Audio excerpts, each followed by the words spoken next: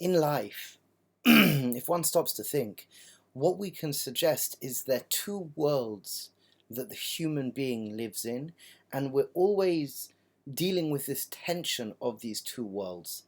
The first world can be described as following. If we would look in the mirror, we would see a face, and that face looks like every other face. Nose, eyes, ears. Yet inside our skull there's a mind, and it goes on forever and ever. We can call it, in Kabbalistic language, Ein Sof. However, in the life that we live over here, the way we relate to each other, we have who we are, what we are, how we're viewed, and that's a reality as well. Now, in the world inside, we have this imagination of who we want to be, where we want to be, how we want to be. And in the world that we live, we have where we are in the here and now.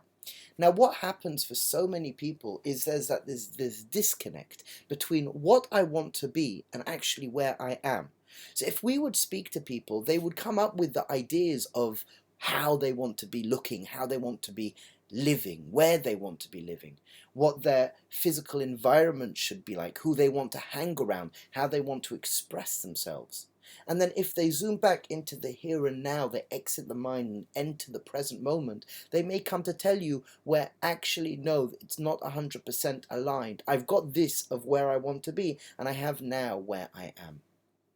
Now, where the tension really lays is when there's too much of a disconnect. What we want to be developing in our life is a life that our actions from day to day, our movements from day to day are adding up to this imaginary life that we want to one day achieve. So say, for example, I want to look a certain way. So the actions of my day-to-day practices, my standards and my habits, if I would check them, lead to that future me, lead to that me of becoming. And this is something very important to remember in our lives. Why? Because it creates great tension when there's disconnection, and it creates great joyfulness, happiness, serenity when we are aligned, when there is no tension, because it is our becoming as we live from moment to moment. So what I could suggest, practice, is to write down what is your goal. What do you want to look like? Who do you want to look like? And write down in different areas, in your job, in your spirituality, physically, in your relationships, your home. And recognize where you are right now.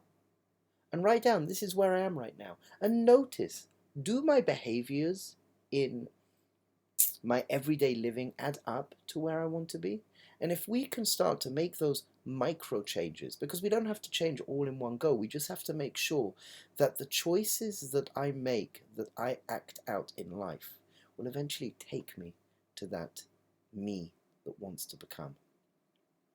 So I hope we have the courage, I hope we have the strength, I hope we have the commitment in order to be in the process of becoming, and the becoming that we wish to attain is the becoming we wish to attain, and the process, the way we get there, the practices we have actually add up to that.